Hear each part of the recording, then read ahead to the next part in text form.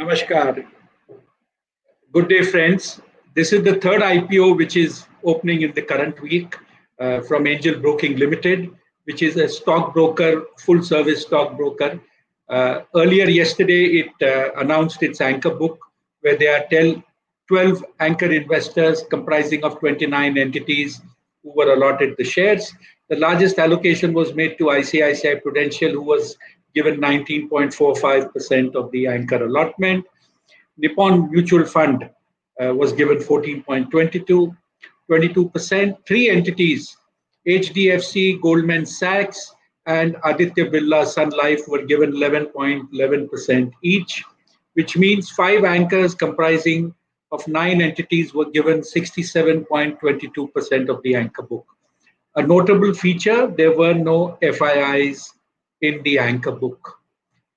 Angel, as I mentioned, is a full-service stockbroker, and a year and a half ago, they cut their broking rates substantially and moved to a flat rate broking fee, offering zero brokerage for delivery trades in the cash market and a flat fee of 20 rupees for F&O trades.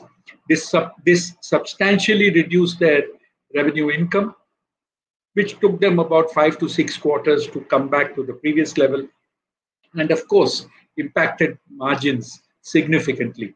What they have been able to do is significantly ramp up their client base as a result of this reduction. Currently, Angel is having an average daily turnover of 619 crores.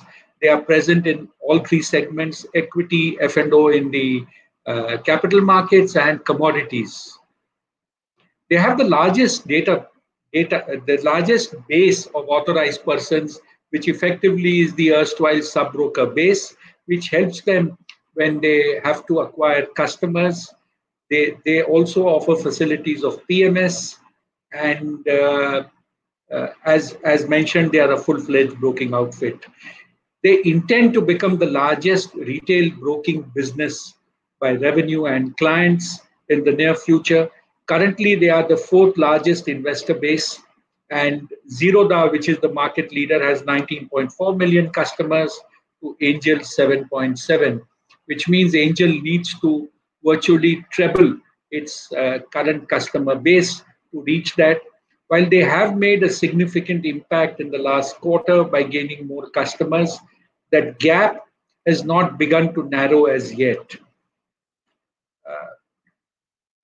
Markets have corrected in the last 2 days, and that has taken the sheen off many of the primary market offerings.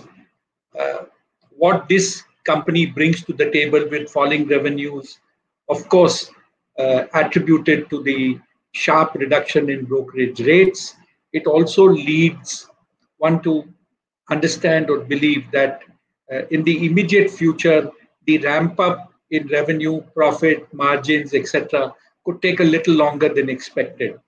One other point to be noted is that the quarter gone by, first quarter FY21, was one of the best for the entire broking industry, simply because the lockdown helped many people in this industry to grow their revenues.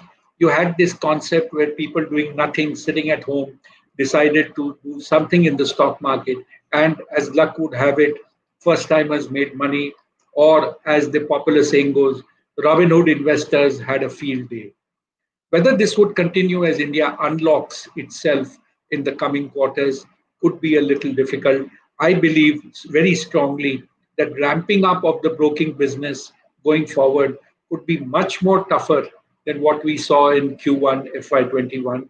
And the kind of increase in demat accounts, increase in active clients could be, at the end of the year, an aberration what we saw in Q1.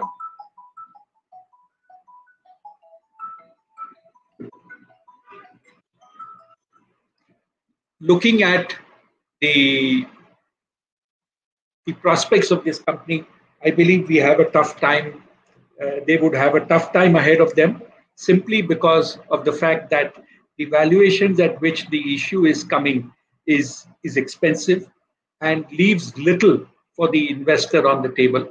One other fact which makes me a little negative on this issue is the fact that they had a large income from the financing business or the loan against shares, as you call it, or margin funding. Post the September circular, this is going to become a little more difficult to execute. And the growth that was witnessed in this segment when the markets ramped up in the June quarter could be a little difficult to replicate.